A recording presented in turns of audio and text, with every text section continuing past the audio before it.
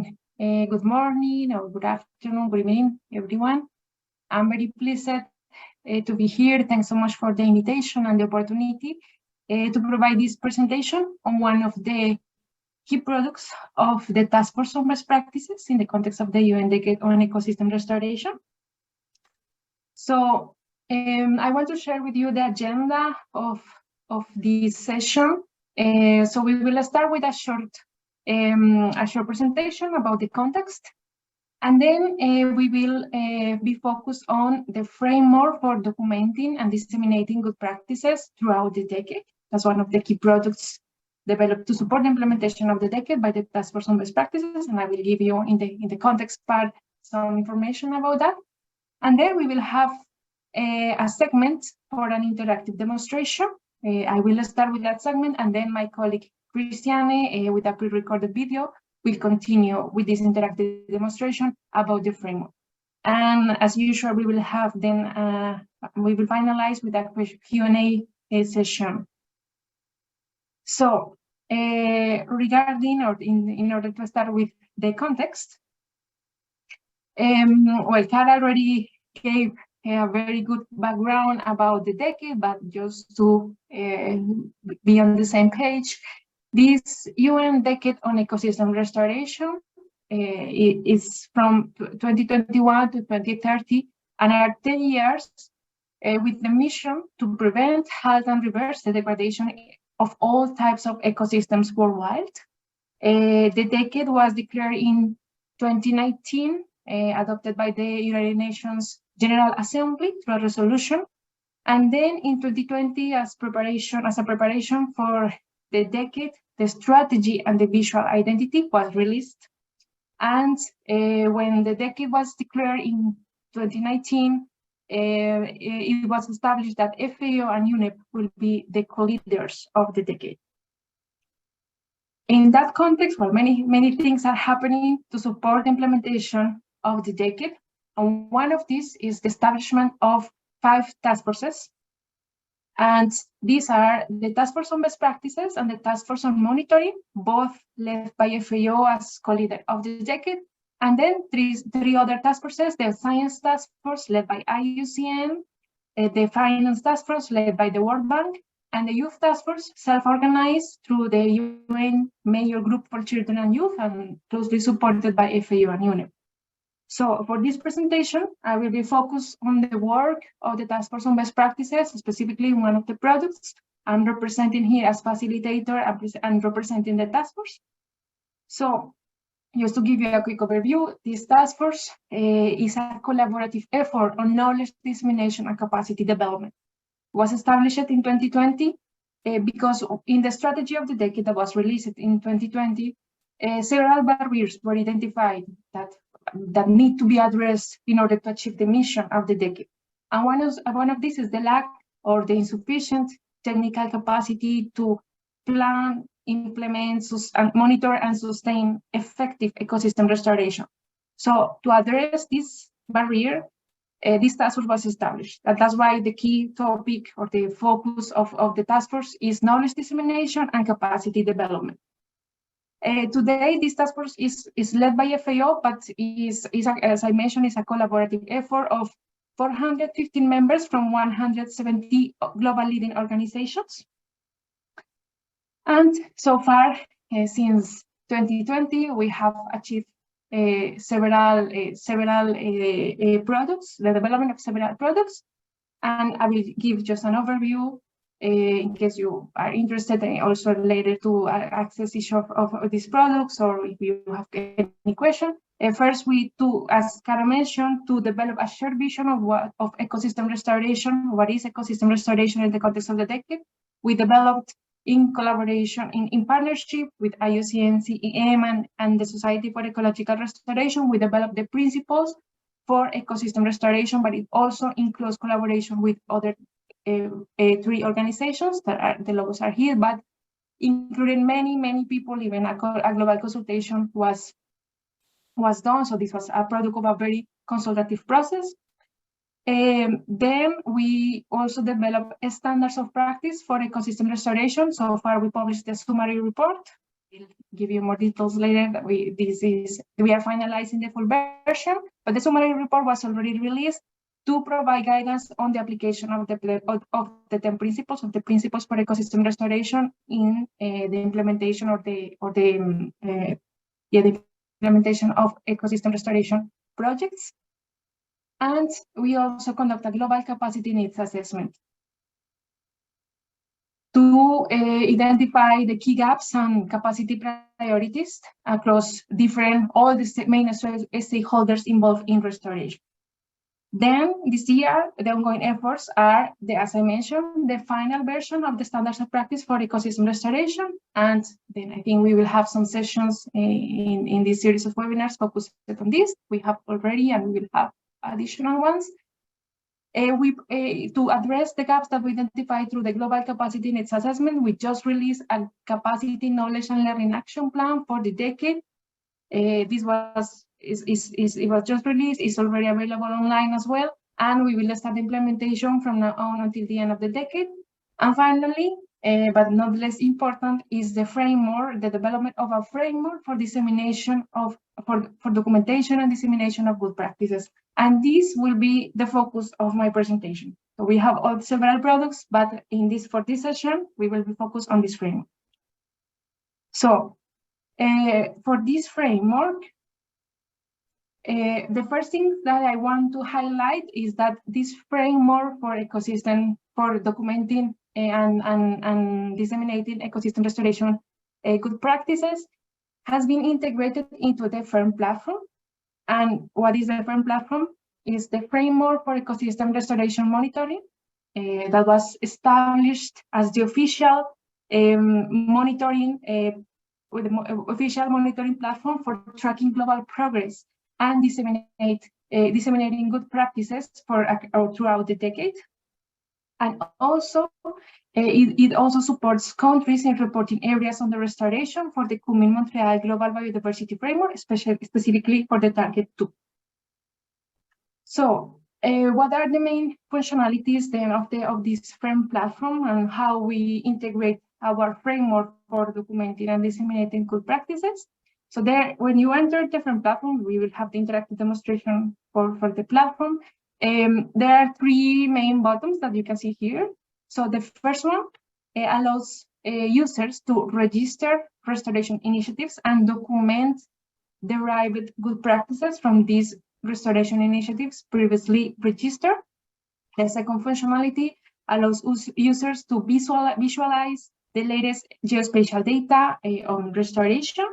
And finally, the third functionality allows users to consult or to search for good practices on ecosystem restoration.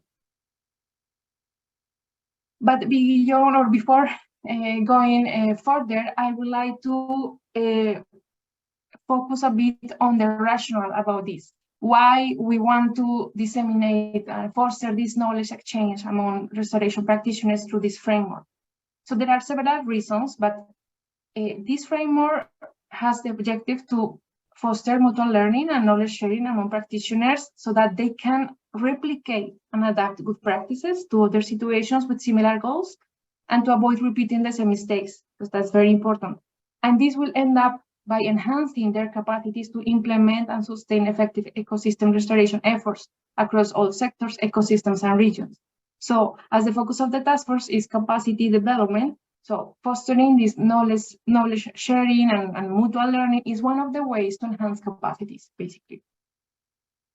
And another important thing that I want to also define so that we are in the same page is the definition of good practice for ecosystem restoration that has been established by the task force for the particular context and the particular needs of this effort. And I'm sorry for the text, for the amount of text, but I think it's important just to share that with you so that we all have the same understanding.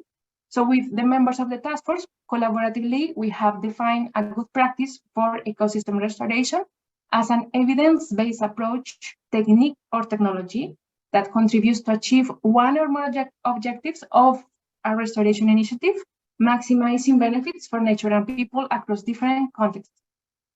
It's important to mention that a good practice is usually a component of a restoration initiative, that has been applied, tested, and replicated in different contexts.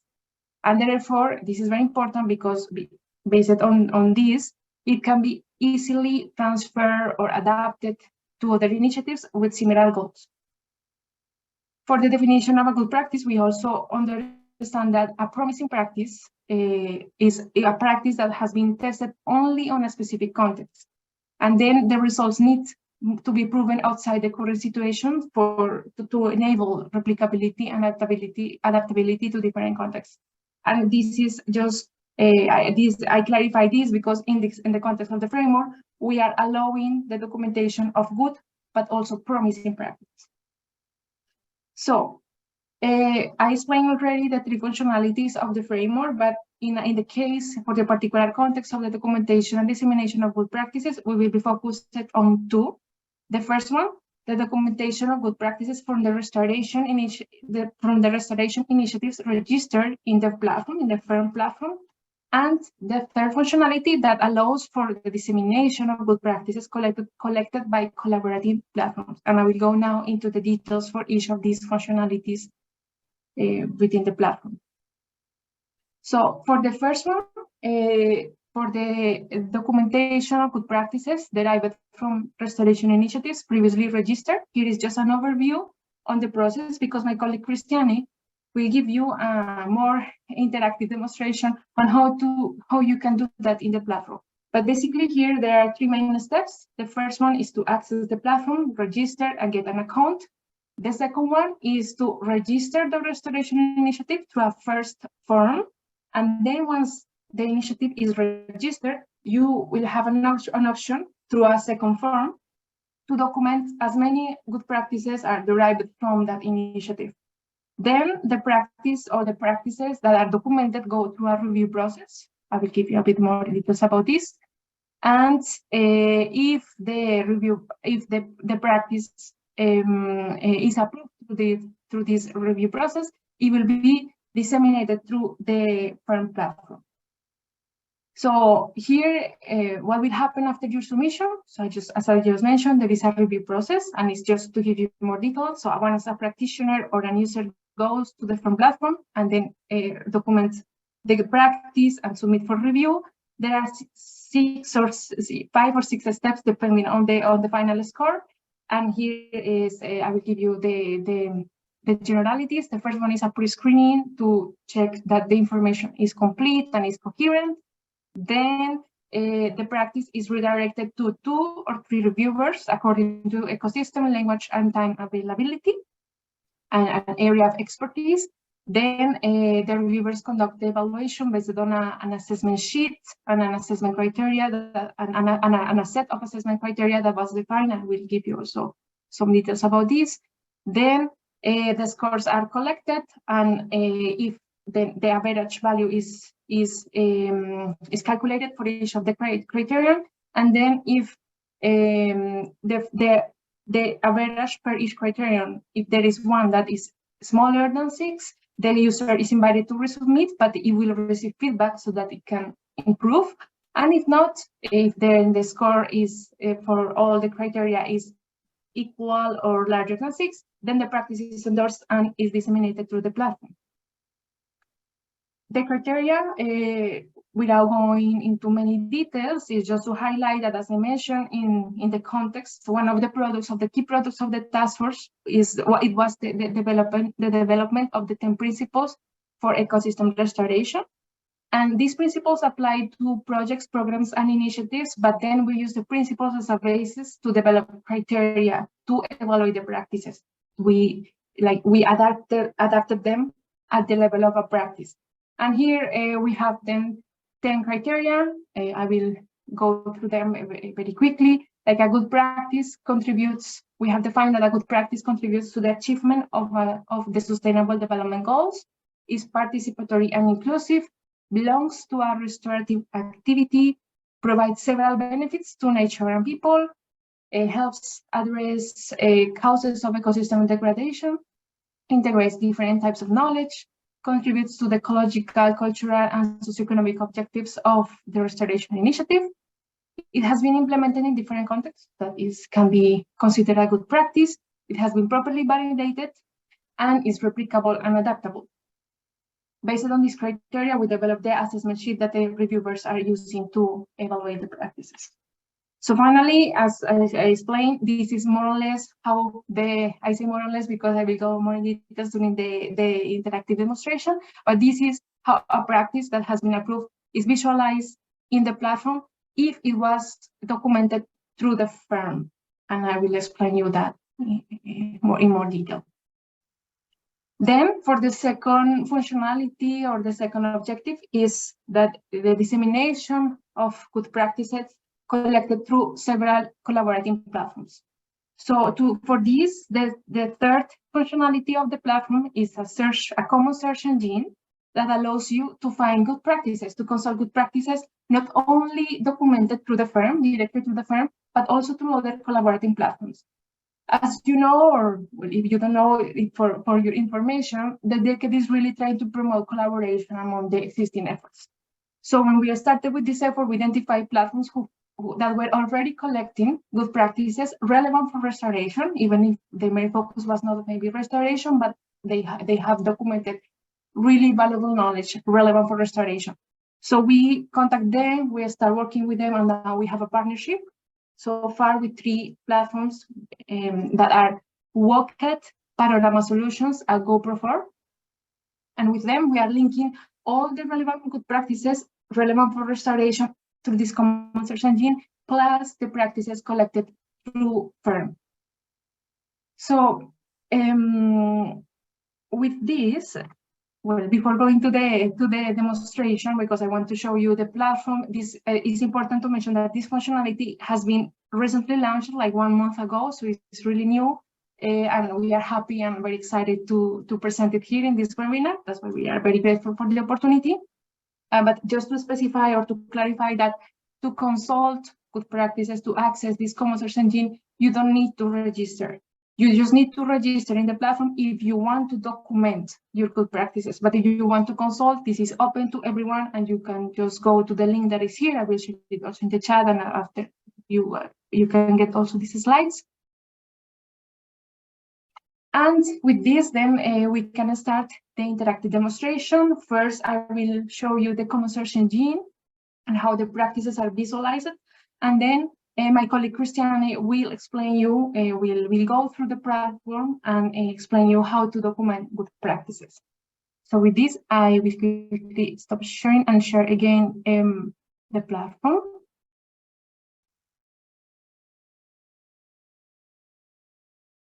Okay, here we are. So I hope you can still see my screen. So here I am in the FERM platform. The link is ferm.feo.org. So as I explained to you, these are the 3 functionalities or the 3 buttons of the platform: register, visualize, search. For this, we will start with the third one, that is search for good practices on ecosystem restoration. So if we click here, we will directly access to the common search engine. So the common search engine has an open box, an open search where you can type introduce keywords for which that you are interested in to find good practices, or you can use a list of refined filters to classify them. So here you have degradation drivers, you have type of ecosystems using the categories that the DOCAT is using, the region. Source is the platform that documented. So as you can see, we have the 3 collaborating platforms plus FERM, I mean the 4 collaborating platforms, and also you can search by country. Also, there is a button or a section about that is called About, where you can find more information on how to navigate this common search engine. So you will have the introduction, but it's important that to document good practices, you can do it directly through the FERM, but also through the collaborating platforms. And here you will find the guidelines for each one. So this is what I wanted to highlight. And also, as we are starting, we also have this option for you to provide feedback to help us improve the platform. So for the visualization, I just want to show you very quickly, like that for the collaborating platforms, if I filter, for instance, through GoProFor, that is one of the collaborating platforms, you will find the filter of the practices relevant for ecosystem restoration documented through this platform. But the thing is that for the collaborative platforms, once you open one of the practices, you will be redirected to the main page of the platform. So here, maybe I will select just for the example, WOCAT that has pictures. Sorry. Here, oops, because there are two ways to see the summary of the good practice before we go to the main information. You can see it like this, or you can select more information where you can find the title, a short description, the organization, the platform that documented, and the country where it was implemented.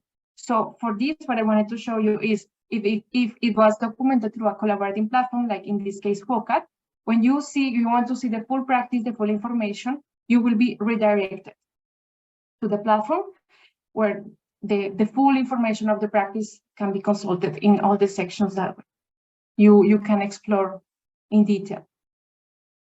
While for the practices that were documented directly through FERM, you are not redirected because it's here. So you will see the full practice directly in the FERM, but both options are very easy to do. So for instance, in this one, if I select the one collected through the FERM, that in this case is a phyto recurrence selection to enhance ecosystem services and livelihoods in rural and urban communities. If I select full practice, then you have a summary, again, a bit more detail of who reviewed the practice, the partners, organization, the title, and the description, again, when it was submitted, and then the information. And in this case, for the FERM, you can navigate through the main sections that we have objectives and context, methodology, key factors, constraints, and lessons learned, the benefits and validation, additional resources, and you can easily navigate to what is the information. After you read everything and maybe you want to come back quickly to the objectives, then you can use this menu. But each platform has its particular functionalities, and all of us, we have like a common framework to collaborate. I will address more questions regarding this, but I want to now pass to my colleague Christiane to give you the demonstration on how to document good practices through the FERM. We don't have today a demonstration on how to do it through the other platforms, but you can find the information in the about, as I show you here at the beginning. So with this, let me pass to my colleague Christiane, and then we will get back to the Q&A.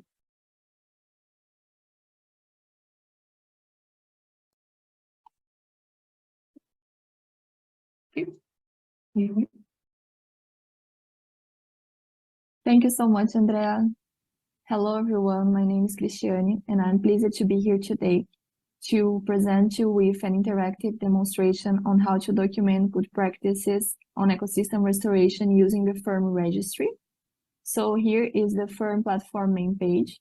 So as Andrea explained to you, the FERM platform has three main functionalities, and one of them is the FERM Registry. So here you have the possibility to register your restoration initiative and also document good practices derived from it. So by clicking here on register, you'll be redirected to the sign up page. You have two main options to sign up to access the platform. One is to provide your email address and receive a signing link by email later. And the second option is to sign in using Google. I'll use this option here today. So, okay. So now I was redirected to access the FERM platform, and the first thing here you have to do is to join an institution in order to access the FERM and document your good practices and register your initiative. So here, please read carefully the instructions. So it's written here that you have to select an institution from the drop-down menu here, only if you are officially affiliated with it. If it's not permitted to request to join an institution to which you don't belong. So you will click here on the drop-down menu, and you'll see if you find the institution you are affiliated with or if you are a member of. And if you don't find it here, you have a second option to enter the platform, which is to submit a new institution. So like by providing information about your institution here, you'll be requesting to create a new institution for you to access the FERM registry. So then after providing the information, you can click on submit, and then later you'll be notified by email that you was accepted or not to create a new institution. So for the purpose of today's demonstration, I will be joining my institution, which is the FAO Forest and Landscape Restoration Mechanism, which is the organization I work for and the team I work for. So I'll click on join. And here you have a box to provide the reasons for joining this institution. So I can write, I work for this institution, team. And then you click on join. And then request sent. And after you send your request, you'll be notified by email when your request was accepted or not. So as I have access to the FERM registry, I will be giving myself access quickly here in order to proceed with the demonstration. Just a second, it's very quick. Okay, so I just accepted myself. Okay, perfect. So now I believe I have access. So I will only reload the page of the FERM platform, and by clicking again on register, now yes, see? So I joined the institution, and now I can see the button create new initiative. So as you know, to document a good practice, the first step is to complete the form about the restoration initiative. So here you'll be clicking on create new initiative. The first thing you see is the terms and conditions for adding a new initiative. So here, read it carefully, and then you can click on accept or reject. I'll click on accept to proceed. And then here you can create a new initiative.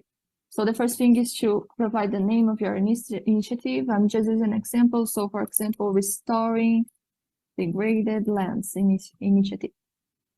Reporting line, here you have 4 options. So usually, generally, you can always use it as report line the FERM. But if you are documenting a JEF project or a CBD project or a DRIP project, you can click on these other options. But usually you can click on FERM. And then as institution, you will find the institution you requested to join or the one you requested to create. I requested to join this one, so I can create a restoration initiative under that institution. This is the initiative form. It consists of 6 sections, and I will go through each of the sections to provide you an overview of the information required to complete the form. So the first section is called General, and it requires to provide basic information about the initiative, title, short description, the website, a target area, the starting and ending year. You can also upload an initiative document. You can add points of contact, which is the people who are in charge of implementing the project initiative. Also, you can add more than 1 point of contact. You can provide keywords, and also you can provide the name of the organizations that implement the project or the initiative, and you can add more than 1 organization. So after you're completing this first section, click on Save and Next. And always remember to click on Save and Next, otherwise you can lose the information you provided before. And then the second section is called Area. Here you'll be required to identify the geographic areas of ecosystem restoration that your initiative is restoring. So here you have a box asking about the total area under restoration, and you have 3 main options to identify the areas. The first one is by selecting administrative areas. So you provide a site name, area. I will just type here area 1. And also here you can select the country, the region, and the province. A second option is to draw a polygonal, so you can find your restoration site here anywhere and draw a polygonal. And then the third option is to upload a shapefile, and here just to highlight, the shapefiles can contain 1 or more polygonals or multiple polygonals. And then after you register all the areas that your initiative is restoring, you can then click on Save and Next. and you go to the third section called ecosystems.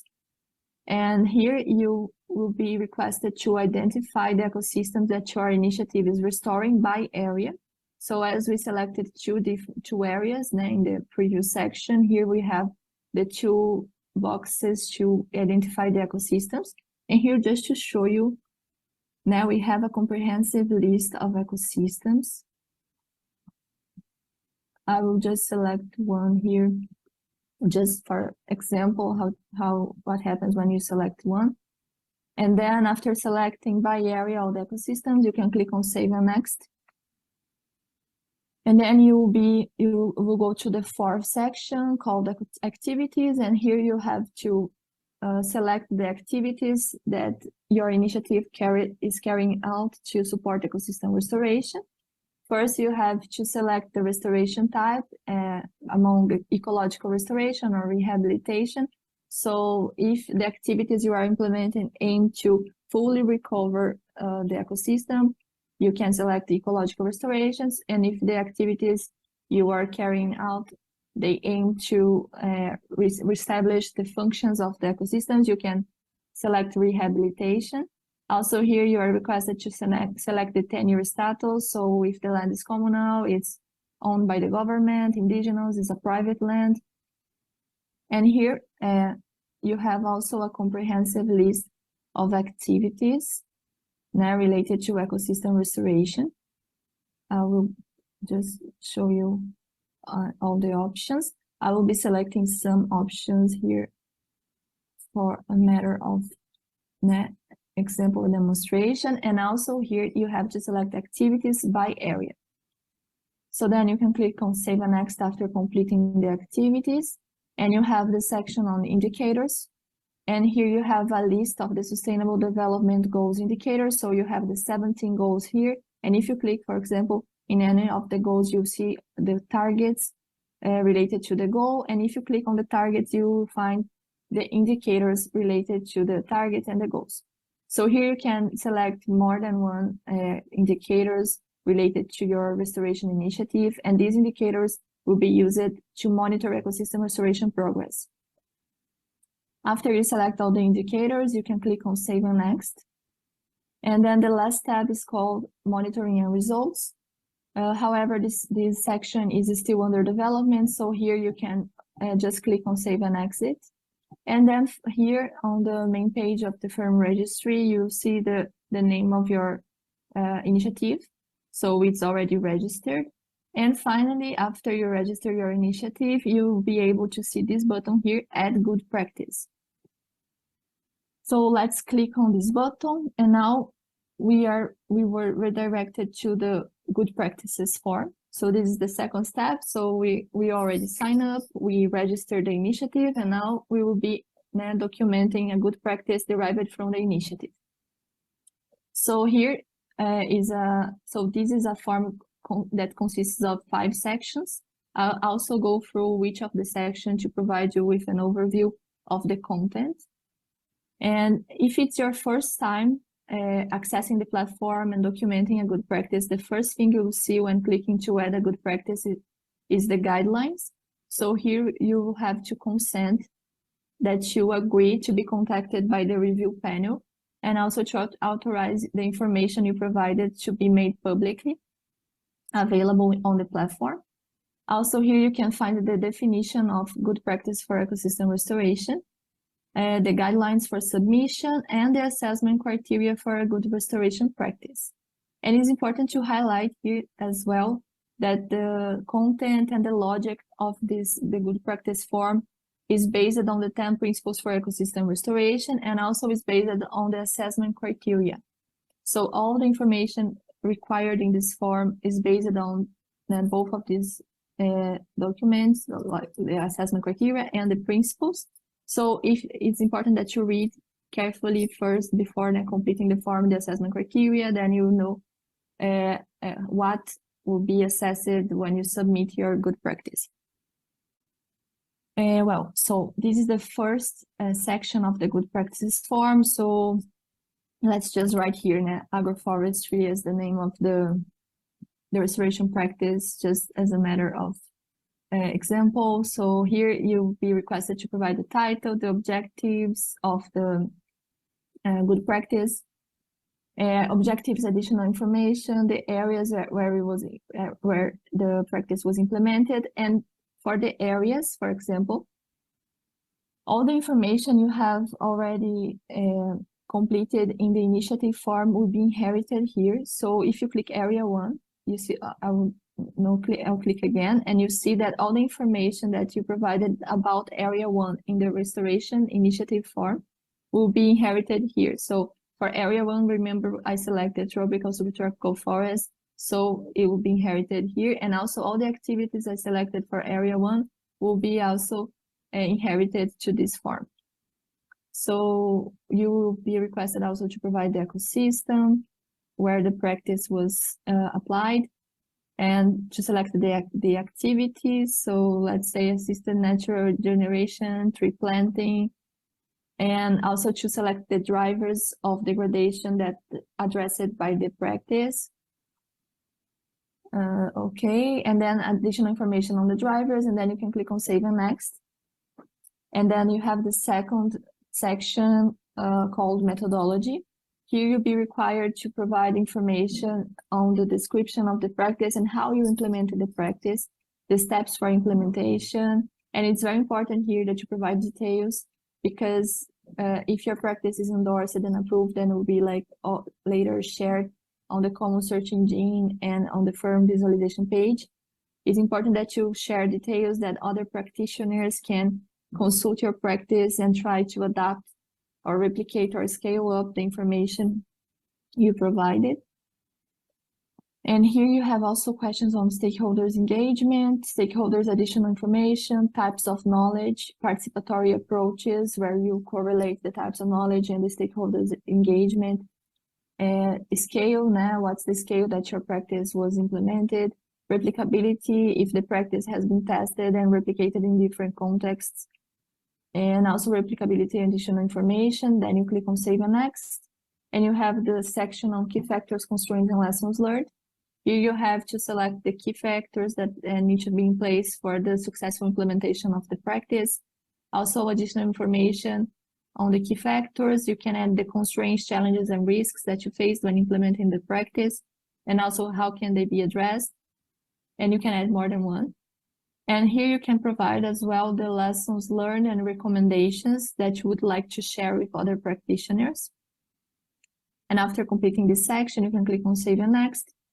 And the fourth section is called Benefits and Validation. Here you'll be requested to provide the positive impacts of implementing the practice, also positive impact additional information, the negative impacts, if any, and a question on the validation of the practice. So here you'll be requested to provide information on how the practice was evaluated, how it was validated among beneficiaries, and if the lessons learned have been integrated or not to the practice.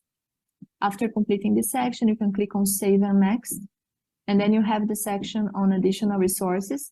Here you have the possibility to add links related to pictures, testimonials, social media, anything that you want to share to complement the information you previously completed about the practice.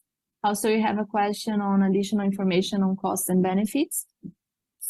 So here, if you are interested in share more details on the costs and benefits of implementing the practice, you will be then contacted by the FAO's team on economics of ecosystem restoration. Here you can select, if you select yes, you'll be contacted later by this team. If no, it's okay, no. And then you have a box for additional comments. And finally, you can upload a picture of the practice, which will be the picture that will be the reference of your practice if the practice is approved when it is published online on the FERM platform. This picture will be the one representing your practice. So before I click on Save and Exit, I'll just show you another functionality here, which is the feedback button. So after you complete the forms, and if you are interested in providing feedback on how was your experience documenting good practices, you can provide feedback. And then by clicking on Save and Exit, now you see here the restoration initiative registered and also the good practices related to it. Of course, if you want to add more good practices, you can always click here and add more good practices. Or you can, and if you want to submit your good practice, you have to click again, and then you'll find the submit for review button. Also, you can print the practice or you can edit it before submitting. And by clicking on submit, your practice will be redirected to the review process. And if endorsed, it will be published on the FERM visualization page on the FERM platform, and also will be linked to the common search engine. So now that's it. I'll stop sharing my screen. And finally, I would like to invite you all to document your good practices using the FERM Registry. Additionally, we are sharing in the chat guidelines for submission. So everything I went through today with you, the sign-up process, the step-by-step on how to document good practices. This document we are sharing in the chat, it contains all this information. And besides that, if you require additional assistance or additional information when documenting your good practices, please feel free to contact me or Andrea Romero, and we'll be very happy to assist you during this process, okay? So thank you very much for your time and for your attention.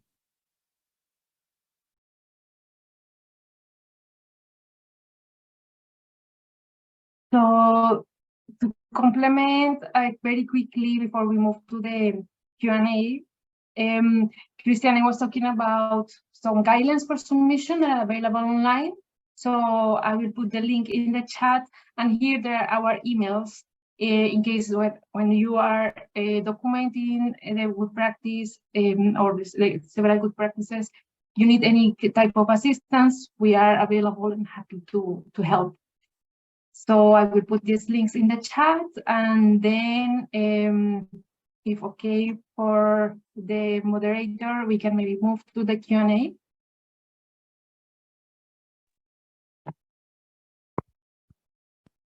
Thank you very much, Andrea, for a wonderful presentation. Hi, I'm Gwendolyn. I'm a member of the Ecosystem Restoration Thematic Group, and I will be in charge of asking you very relevant questions that we had.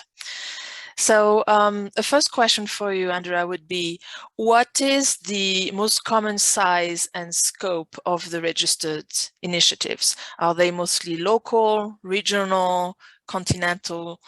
And what happens if an initiative focuses on several ecosystems at a time? Does that affect in any way the review progress?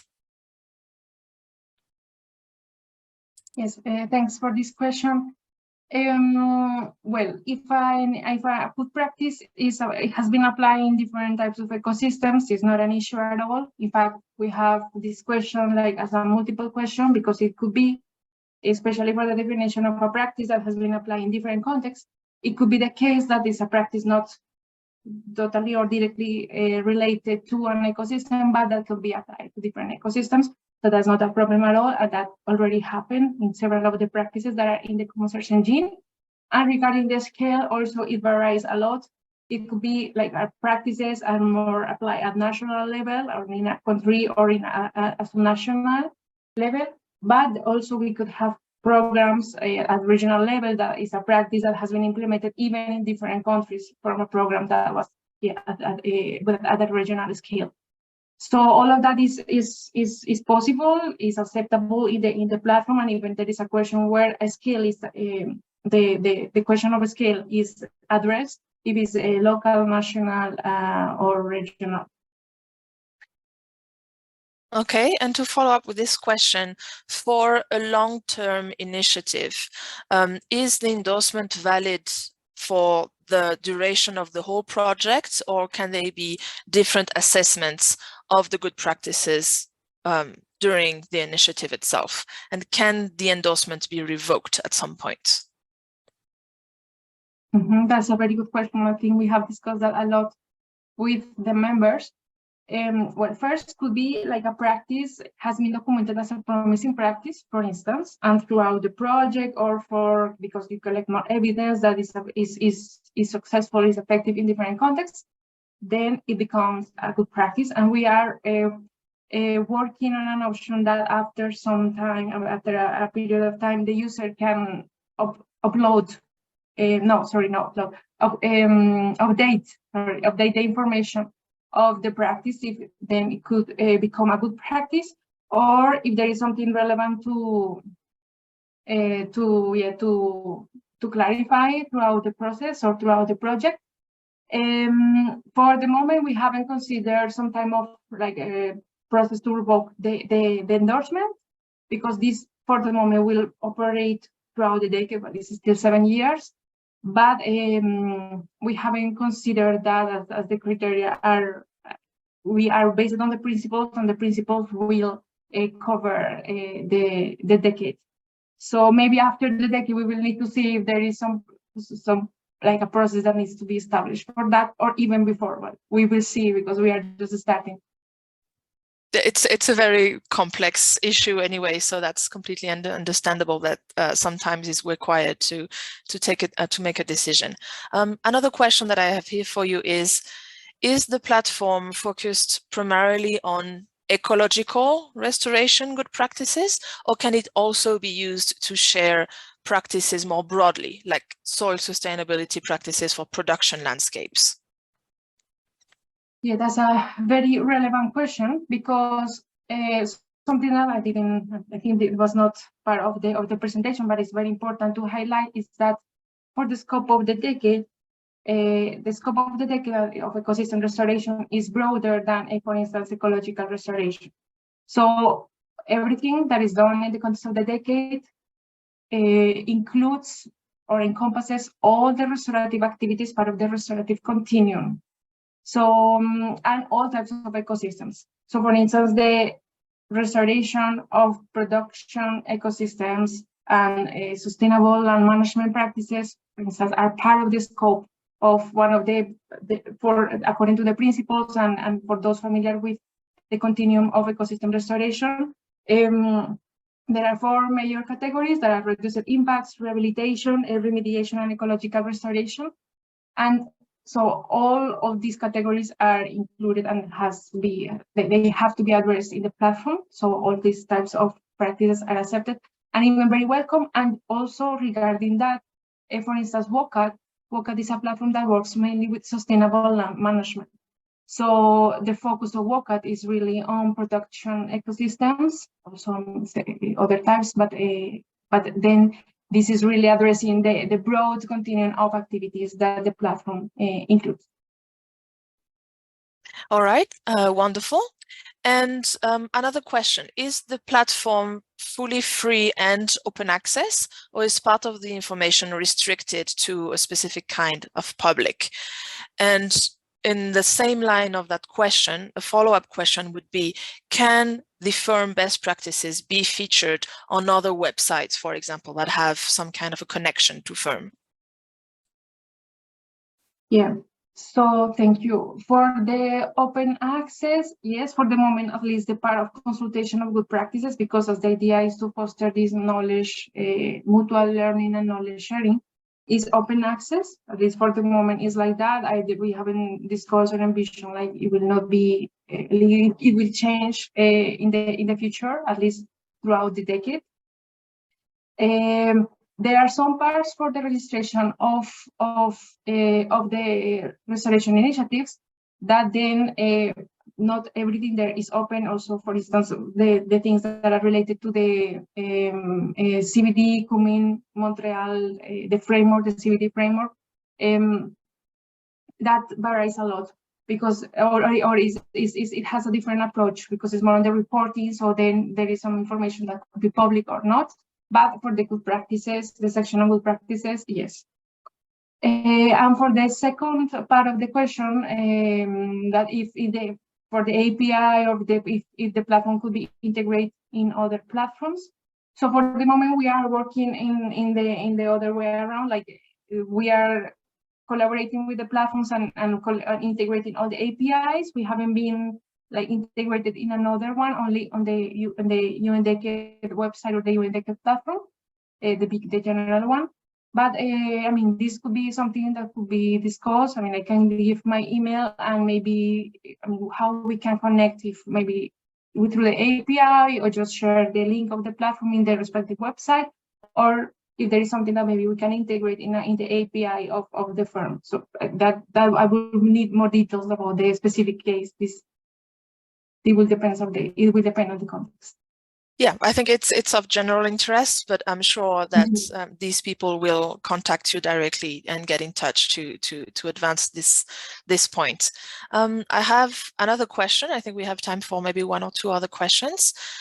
Submission itself, so registering, you know, the full initiative and its good practices seems to be taking a lot of time and work because it's very detailed.